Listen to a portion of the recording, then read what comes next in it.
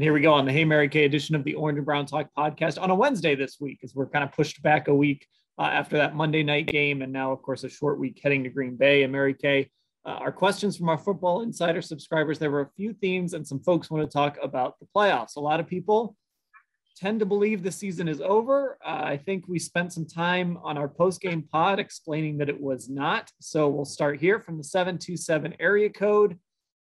Hey, Mary Kay, assuming the Browns lose to the Packers, what are their prospects for the playoffs? Well, if mathematically, if they lose to the Packers, their chances will decrease from its current level of 21% to, I think it'll probably end up being somewhere in the teens or less or whatever. But really, from a practical standpoint, they could still win the AFC North by winning their final two games at Pittsburgh and at home against the Bengals. So all is not lost if they go to Green Bay and lose this football game to the 11-3 Packers. But then you've got to go into Heinz Field and you have to beat the Steelers in what you and I both think is going to be Ben Roethlisberger's last career game in Heinz Field. And their defense is starting to play really well. Or they have been playing really well, and they're going to want to give Ben Roethlisberger the proper send-off. They're going to want to get that nasty taste out of their mouth of losing to the Browns 48-37 in the playoff game. Ben would love nothing more than to beat the Browns in that game, his last game, that will either keep their playoff hopes alive or at least keep the Browns from winning the AFC North. So there's going to be a lot of emotion in that game. And what we don't know, Dan, we don't know who's going to be playing in that game at this point for either team. It's the great unknown of the 2021 season, COVID-19, and who will you have come game day? Yeah, and the Steelers are such a weird team too, and they might be getting some breaks this week as Kansas City is starting to deal with some COVID issues now, and Pittsburgh plays the Chiefs. But like that game on Sunday, somehow Pittsburgh wins even though they were outgained by 318 to 168.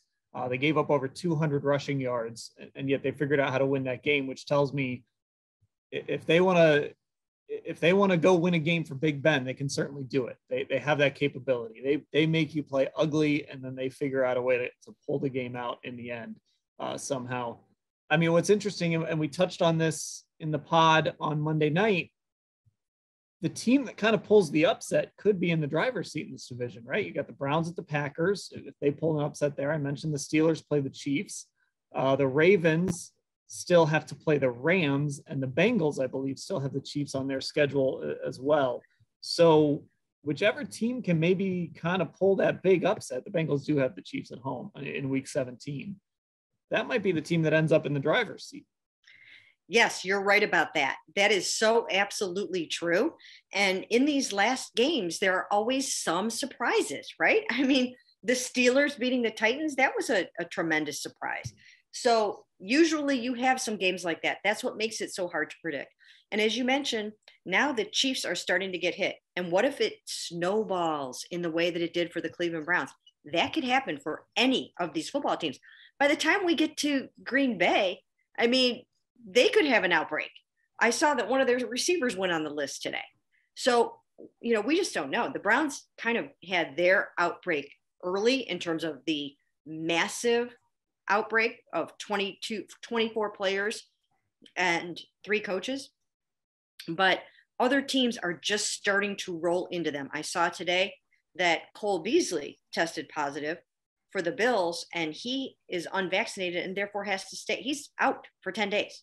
Just completely out for 10 days. So we have no idea how this thing is going to go because we don't know who's going to be playing or when.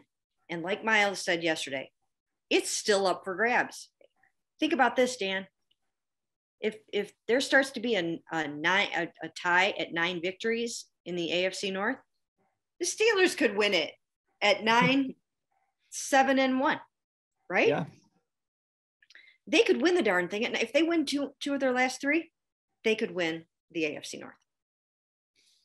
Yeah, this is going to be a race. And the advantage the Browns have is they get to play the Steelers and the Bengals at the end. So they do still control their own destiny a little bit if even if they lose to Green Bay. Now, again, they lose a little bit of that control if they lose another game, because that puts them at 8 losses.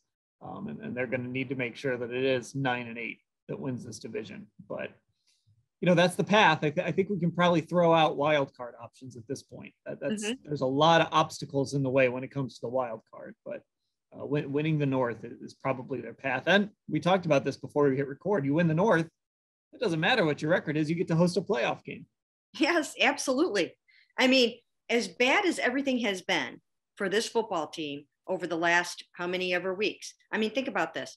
That was the 9th time in 11 games that the offense has scored 17 points or fewer. That boggles my mind. It's so hard for me to believe that you can even be winning any football games when you have 17 points or fewer in 9 of your last 11 games. But lo and behold, they have won several games like that.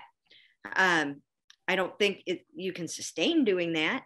But as you mentioned, yeah, the wild card thing, in order to make a wild card spot, you're going to need 10 victories. Okay. But you can certainly win the AFC North with 9.